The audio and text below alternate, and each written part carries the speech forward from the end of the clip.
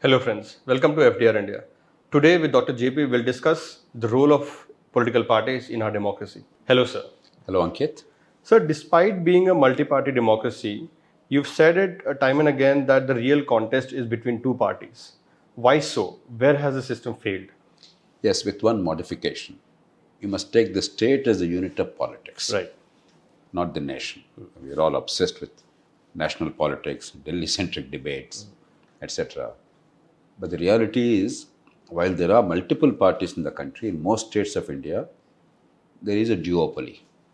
There is a more or less direct contest between two parties. In some states, occasionally because of certain local factors, like certain caste mobilization or something else, there may be another party prevailing. But that does not last long in many cases. Take Bengal. Earlier, the fight was essentially between the Marxists and the Congress. Today, neither Marxist nor Congress really play a significant role. The fight is essentially between the TMC and BJP. So is the case in many other states. So essentially, it's a duopoly. Why is it so? In a country of enormous diversity like ours, with a whole range of ideas that need to be explored, we should have an opportunity to really look at a variety of mechanisms and policies and then find some kind of a middle path, some synthesis, some acceptable compromise. Instead, our electoral system drives everything towards only two parties, because the third party generally does not matter. Take Telangana. About a year ago or a year and a half ago, it appeared as if Bharatiya Janata Party was taking the second place in the state, relegating Congress to the third place. What will be the reasons? I don't know, and it's not really important for our discussion. BJP vacated that space, and Congress took that space. Once people wanted an alternative to the then government party, BRS, then they moved towards Congress, and BJP, while it got some 14% or so vote, it's relegated to a very small role in the legislature. That's the logic of the first past the post system. So without going into those details, do we need political parties? This is a question that plagued all idealists. The American founding fathers actually were opposed to political parties for a long time. In Britain, parties emerged slowly and steadily. It didn't happen overnight. In India, my namesake, Lok Naik JP, actually argued for partyless democracy. Mahatma Gandhi argued for disbanding Congress as a political force and becoming a voluntary entity to serve society beyond partisanship and let political formations come up on their own. In fact, he was even opposed to political campaigning. He said people must voluntarily choose without being asked the best people to represent them. Very much like what Americans tried for some time. In American presidential elections, even until Lincoln's time or thereabout, it was unthinkable that a presidential candidate will actually go and campaign. It's not the done thing. Your team may campaign, your fellow travelers may campaign, but you will not campaign. It's beneath your dignity. But these are all old-fashioned notions now. Now it's a no-holds-barred competition.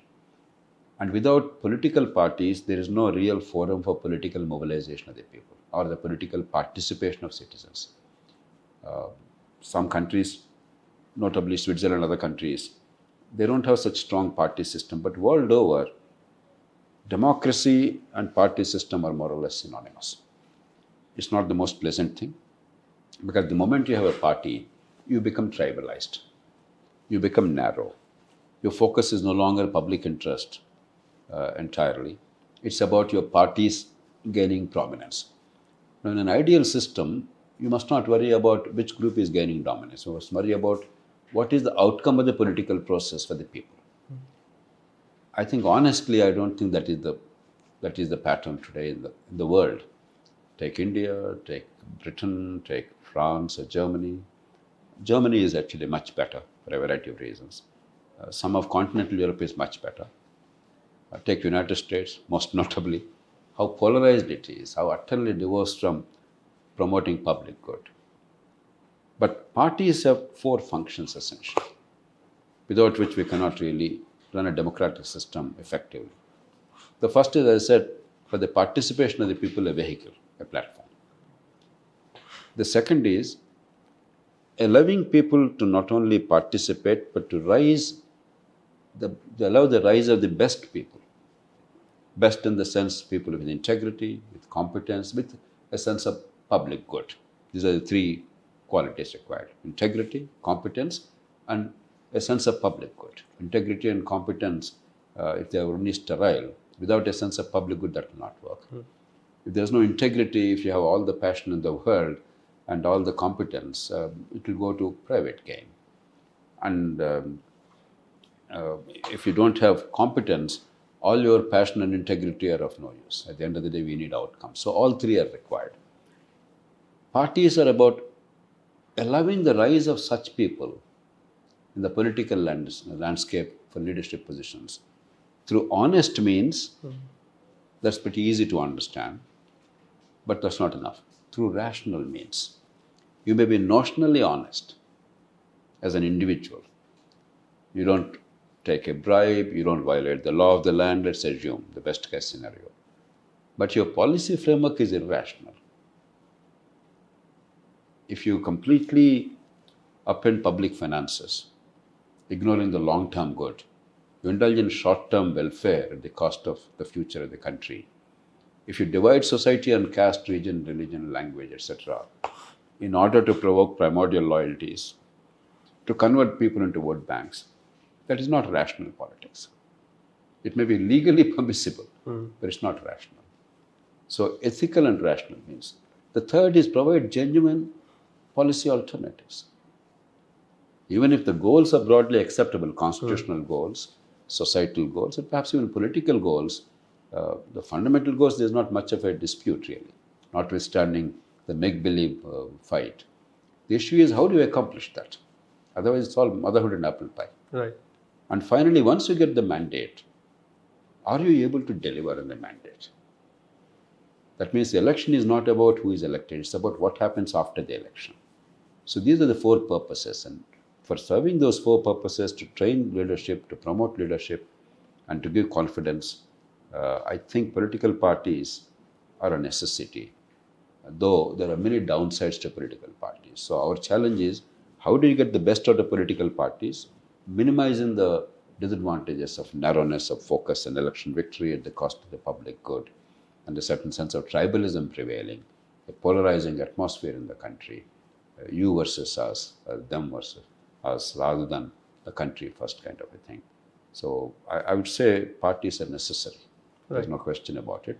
But flawed parties, which are not on the lookout for the national good, obviously are doing immense damage. Right. So speaking of national good, I'll set the context for my next question. So you have two cases. You have our Telangana Chief Minister, Mr. Revanth Reddy Garu.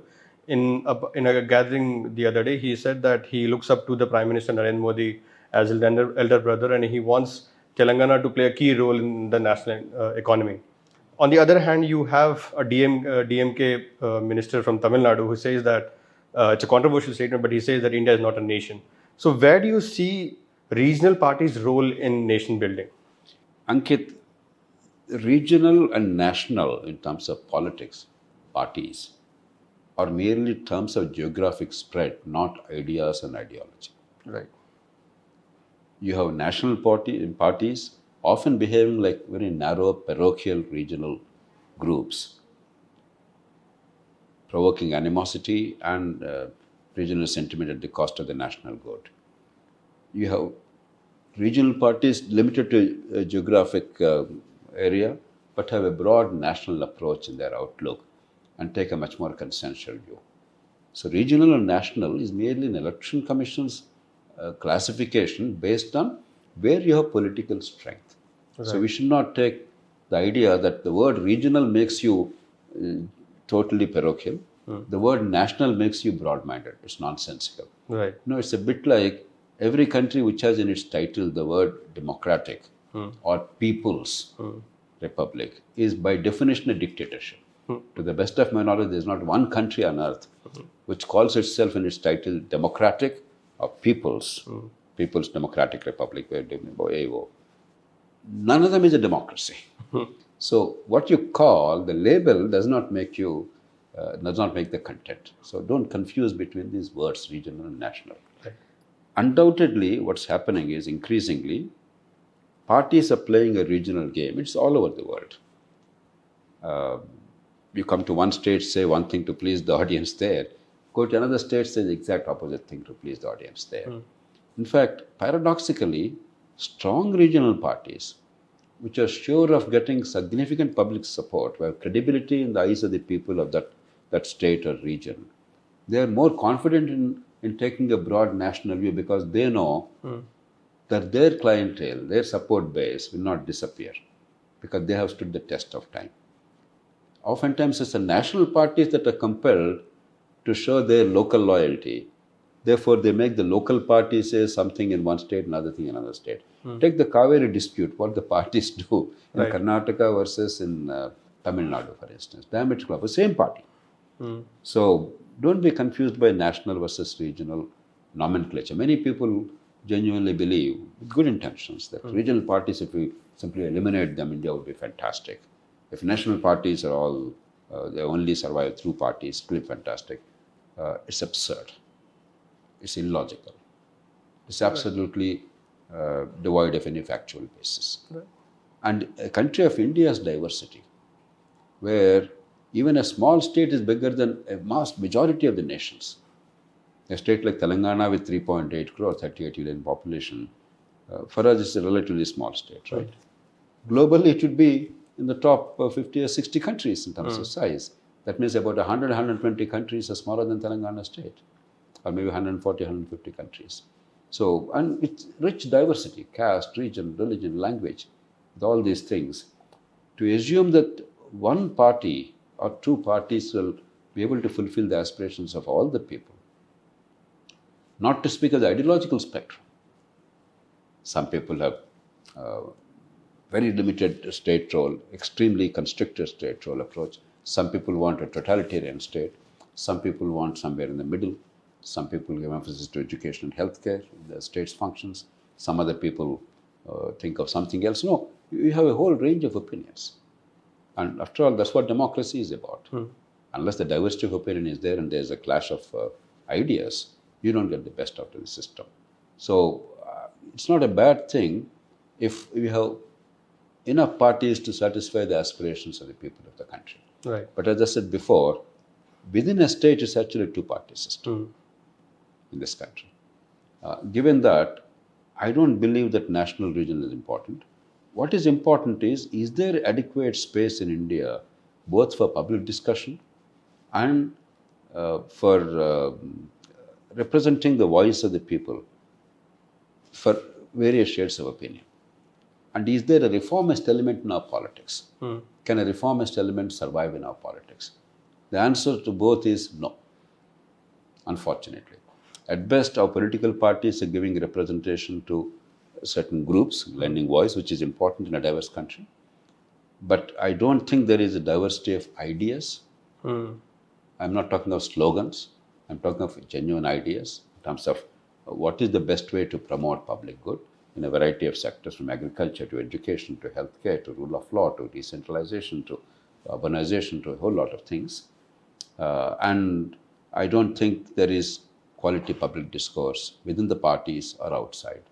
So there is a fierce contestation for power. There's tremendous rivalry. I think India probably has the noisiest elections in the world. Great gusto, festive atmosphere, very, very robust, very fierce competition, very strong real competition, life or death struggle oftentimes. It is scary at times, and fascinating at all times. But I don't think the real issue of what should happen after a government is in office, what will happen in future, that question is answered to the satisfaction of the people. And that's why we have two issues dominating our politics, our political culture. One is vote with gusto. The second is resist with gusto. Dissent and protest and rasta roko. We are very good at both.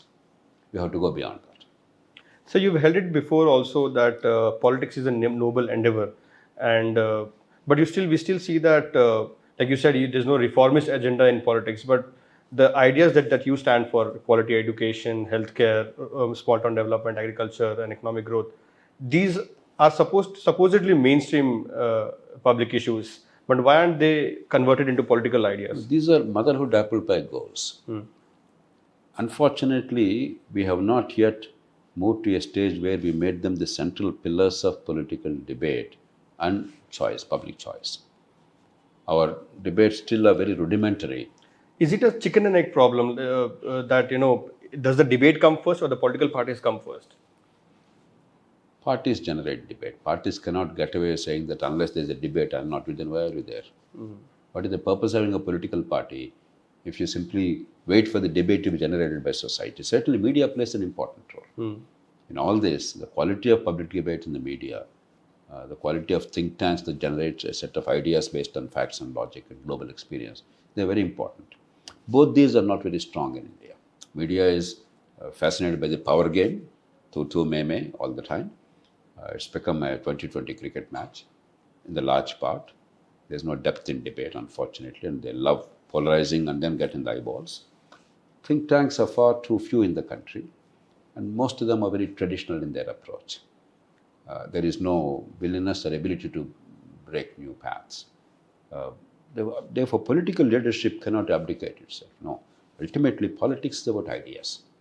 It's about communication. And based on ideas and communication, it's about mobilizing the people for a cause and then converting that into a movement and political power. And if politics forgets that it's all about personal power, the promise of power is the only thing that attracts people into political parties. And that's what is true in most cases in India. Now that election season is upon us, you see so many people switching. I don't think we can reasonably claim it's all because of love for the country. It is the promise of power. Power is seen as an individual asset, like buying a property, buying a house, buying a nice car or something else. It's not about public good and a set of ideas and translating those ideas into action and outcomes. So in such a feudal culture, with a feudal notion of power, many people seeking individual recognition and self-worth in the form of acquisition of positions of power. Unfortunately, the ideas of what power is about, the purpose of power, and how to translate the motherhood and apple pie goals. Nobody says there should be no education. Nobody says farmers should not get a fair deal. Nobody says there should be no health care or rule of law. But these are generic slogans, motherhood and apple pie. The devil is in the detail. How do you make it happen? You take Europe, many countries of Europe or United States. Even today, much of the debate is about school education, about health care, about employment generation. In India, when was there any serious political debate about what to do to improve the outcomes of education in a country where education is serving very few other people? And we desperately need quality education, particularly for the poor at the low end of the spectrum. When was there serious debate as to what is the best way of generating, deploying our resources to get the best healthcare outcomes for our country? There's hardly any serious debate. So our democracy is robust, let me repeat, in the sense that we compete very, very strongly. Elections are conducted very competently. Whatever happens behind the scenes, in the polling booth, everything is pakka. And it's non-partisan, it's fair, it's transparent. Votes are counted honestly. And governments elected to office, they are put in position and people respect the verdict. And power is exercised by those who are elected. To that extent, we are a robust democracy. Go a little beyond that, we are an extremely flawed democracy. Right. So my next question to you is a very pointed question, because there's a debate that keeps happening time and again. Are political parties public institutions under the Right to Information Act? They are. They are. See, along with Aruna Roy and many other colleagues, I was the architect of the Right to Information Act. And I particularly took care of this. At one stage, actually, I must confess, I wanted to explicitly bring political parties under the Right to Information Act. Now, theoretically, rights cannot exist against anything other than the state. Right. A political party is not a state, it's a private organization. But my argument is a political party is not just another private organization. The moment a party is seeking the people's vote, what is vote? Vote is a means of transferring a share of my autonomy as a citizen. If let's say there's 100 that I exercise power over myself that impact my life, about 80 are my province.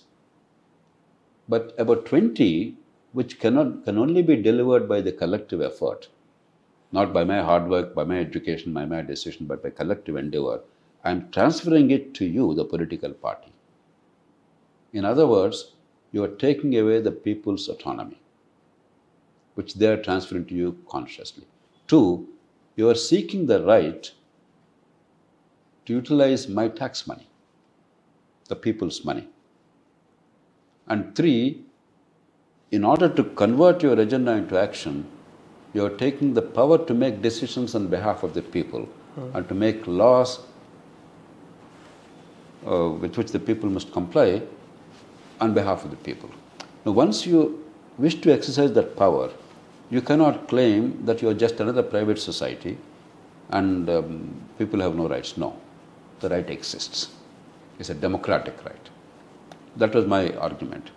But wise people advised me, don't insist on that. While you are right theoretically, the moment you explicitly say a political party does come under right to information, it's a public authority, the chances are that the parties will never allow the law to be enacted. So we thought to slip it in carefully. While defining public authority, we said any organization that is directly or indirectly funded by the public or receives public support. Now, political parties receive public support in two ways. One, there has always been a full tax exemption to the receipts, donations made to political parties. I'm talking about the received by the political parties, at the party's end, recipient end. And in 2003, FDR, Lok Sabha and I were actually instrumental in getting that law enacted after Tahalka scam. We also provide a framework in which, probably for the first time in the world, at least to the best of my knowledge among democracies, the contributions to a political party are fully tax exempt to the donor end. The donor gets tax exemption. Now, these are explicit public support, both these.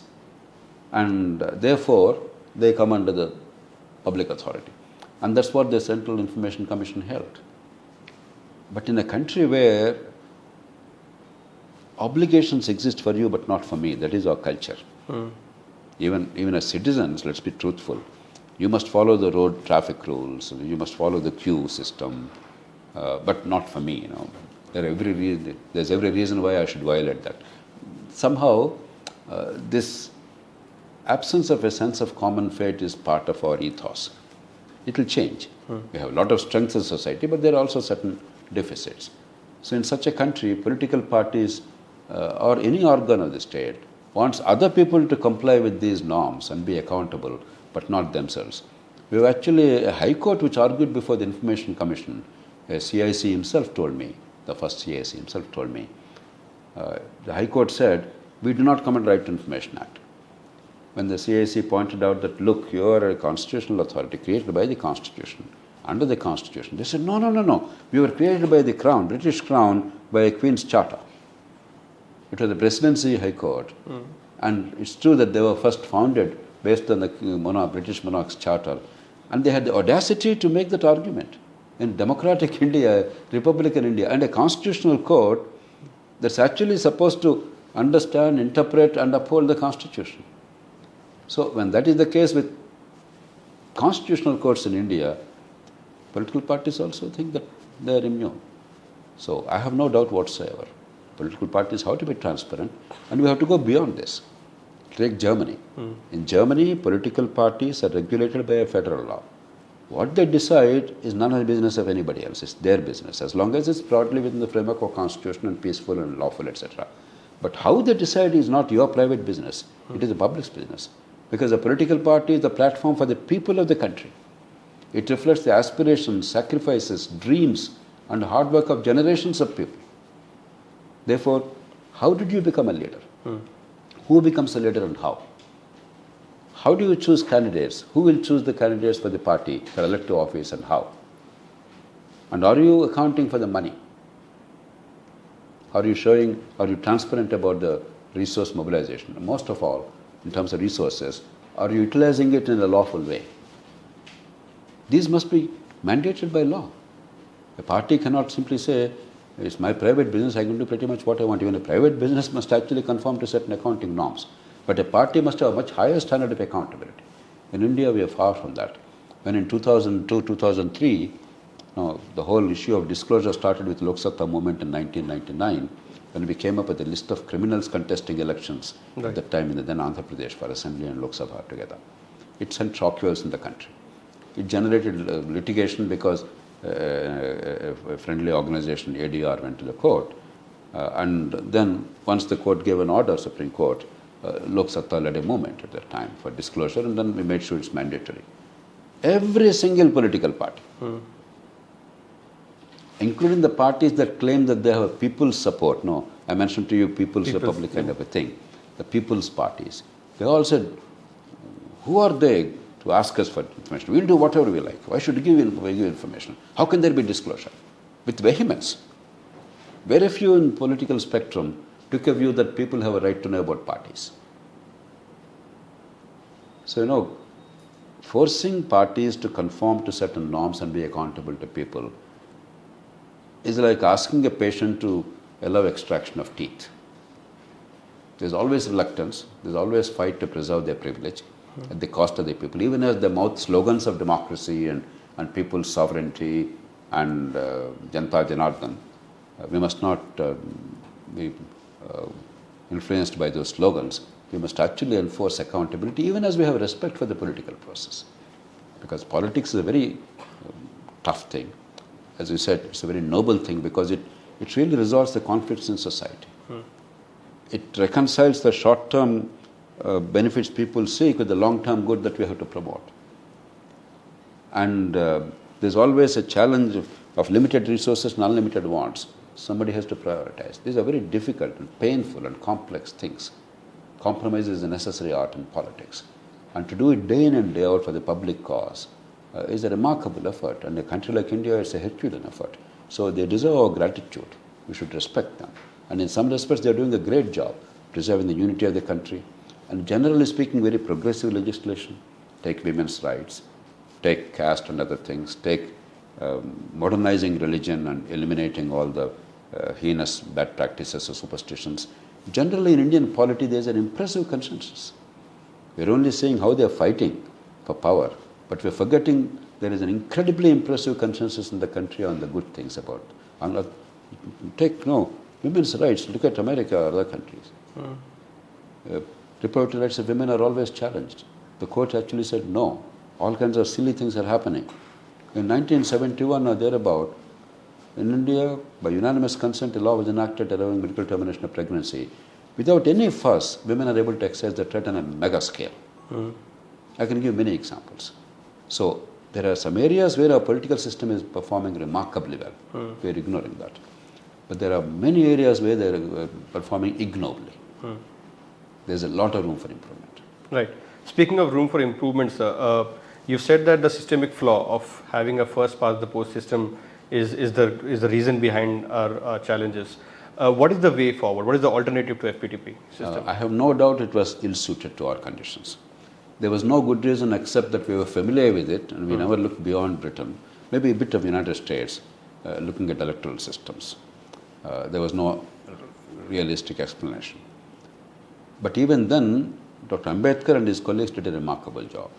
If you look deeper, they made a provision for proportional representation within the Constitution.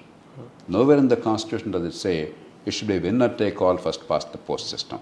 It is just the practice and the rules that we framed and later on some wording in the law. Otherwise, our Constitution actually permits a different model of representation. Even as it says that the executive must be drawn from the parliament or the legislature, how the legislature is elected is still open to different kinds of models. But we did not choose so.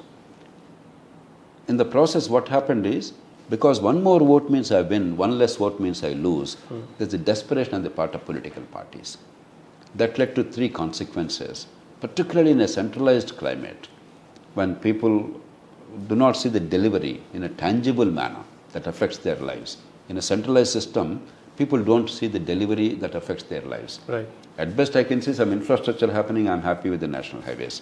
But in a way that my life is impacted, I don't see it. Therefore, my vote is disconnected largely from the consequences. When that is the case, when the delivery generally is very poor for a variety of other reasons, our very colonial style of bureaucratic functioning, very poor service delivery, asymmetry of power between the bureaucracy and the general public, and of course centralization of power. For all these reasons, vote buying or vote selling have become endemic now. Yeah. And then appeasing the people, enticing them to vote with short-term welfare measures. And you are seeing now the crassness, the extreme form of it.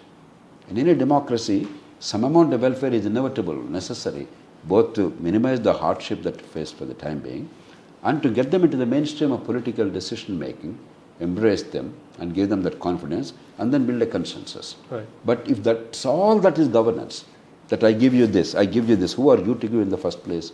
And what right to give at the cost of the collective functions that you have to perform? It's become tragic in many states and sometimes at the union level. The third is dividing people on caste, region, religion, language. So the first two, there is a race to the bottom. Vote buying and the short-term welfare or whatever you call individual welfare measures. The third one, viewing the society as a whole, we are seeing it as zero-sum game. Therefore, we are fragmenting society. Now, parties, many parties, perhaps not all, they are trying to segment the voters and appeal to that section and make an arithmetic issue of it. And instead of cementing these divisions, instead of fostering harmony in society, which is very diverse, we are actually deepening those divisions and causing immense damage to the country's fabric. A large part of it is not because parties are bad or cynical or corrupt or evil.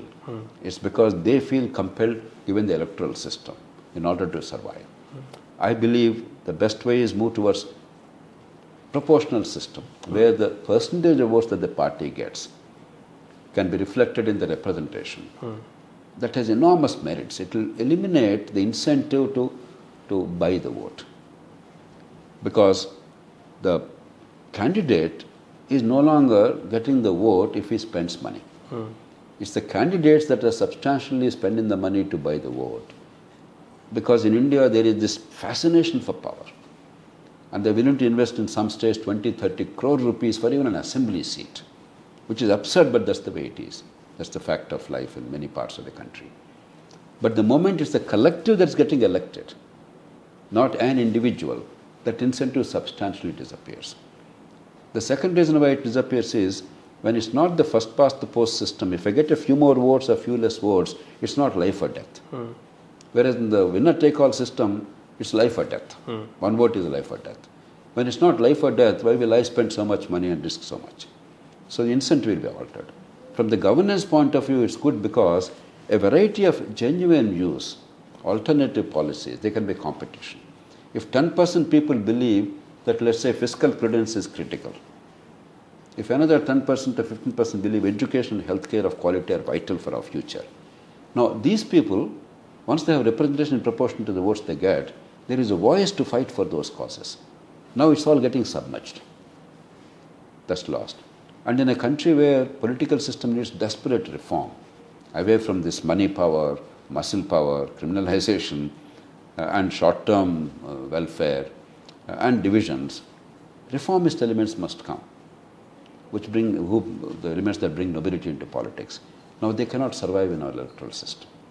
So for all these reasons, I believe switch over to proportionality model, which the Constitution permits. Mr. Pranab Mukherjee, when he was president, when we discussed this, when I pointed out that the Constitution actually provides for that, he was astounded. He was an authority on the Constitution and post-independence politics of India. Probably nobody had greater encyclopedic knowledge. But this somehow escaped him. Even I didn't know. I came to know from Sri L.K. Advani some 20-25 years ago. He explained to me how in 1952 and 57 you had multi-member constituencies for reservation, not constituency reservation. I was surprised. I didn't know because I was not born at that time. When I discovered historically it's true and then Constitution made a provision, I was delighted. So when I got a copy of the Constitution brought in Rashtrapati Bhavan and showed him, he was thrilled. So the Constitution makes a provision.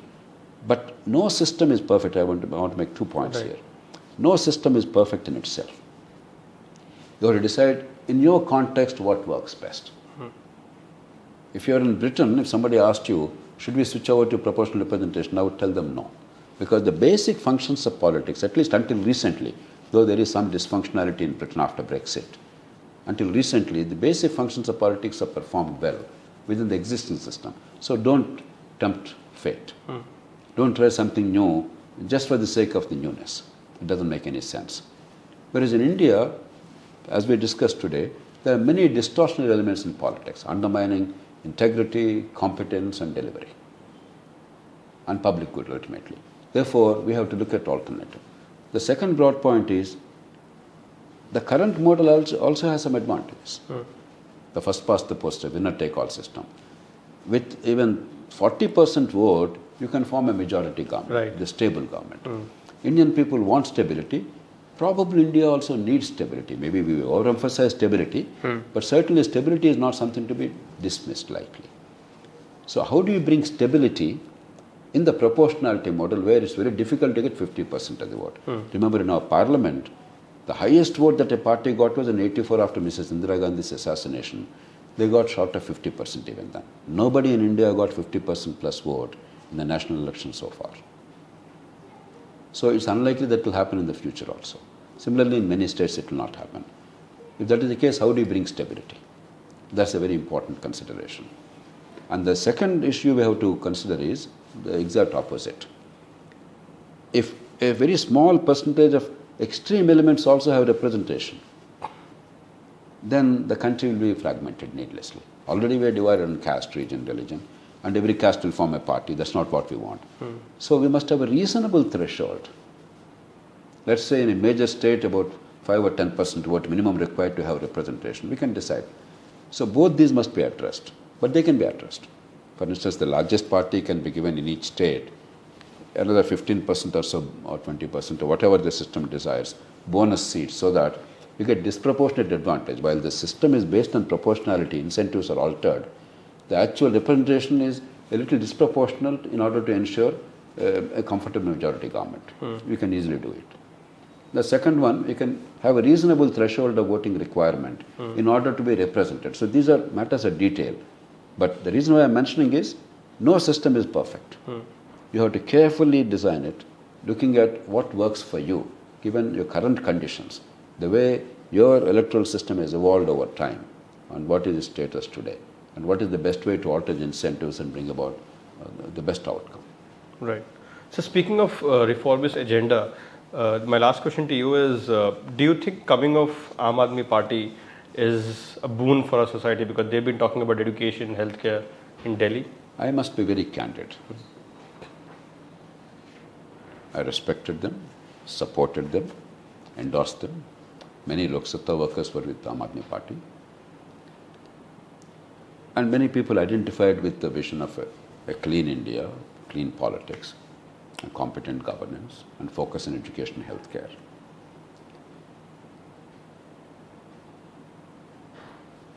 But unfortunately what happened is there's no deep reflection as to where India is in terms of politics and governance and what is the way out. Therefore there's high degree of polarization and vituperation, delegitimizing the other, and easily leveling extremely serious accusations without any serious evidence, and making it tu me, become a part of the loud and somewhat vulgar culture. That's one part. The second part, even more dangerous.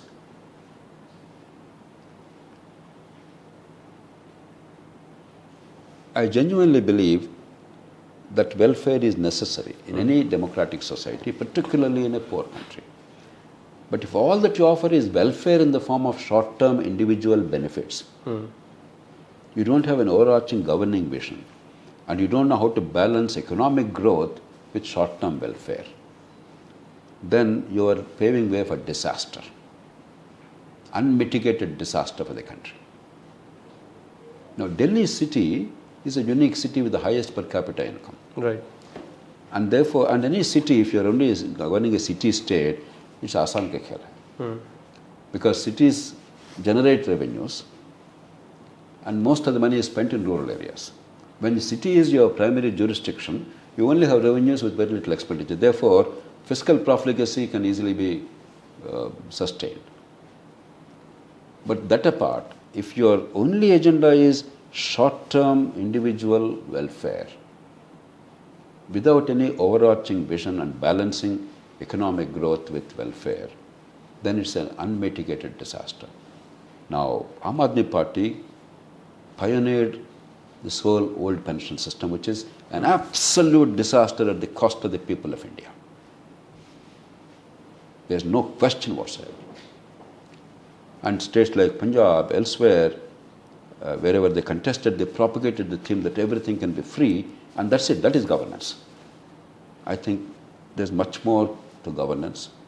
And even in terms of political transformation of India, there's a much deeper reflection required, a much deeper understanding. Instead of vilifying people, we must look at how to alter the incentives, how to design the structure better, and how do you ensure the outcomes are different. Politicians are not villains. They're victims of a vicious cycle. Now, serious reformers in politics or outside have an obligation to look at what is happening to the political system in a dispassionate way, in a somewhat non-judgmental way, not trying to stand on a moral high ground allegedly and indulge in all kinds of moralisms and preaching, but genuinely looking at the systemic imperatives and build a consensus to figure a way out of this mess. I think that effort could have been made. The people invested enormous faith, trusted reformist groups enormously. If reformist groups in politics or outside who don't measure up to it, then we are perhaps falling short of people's expectations and the contemporary needs in society. Right. Thank you, sir, for such a wonderful session today.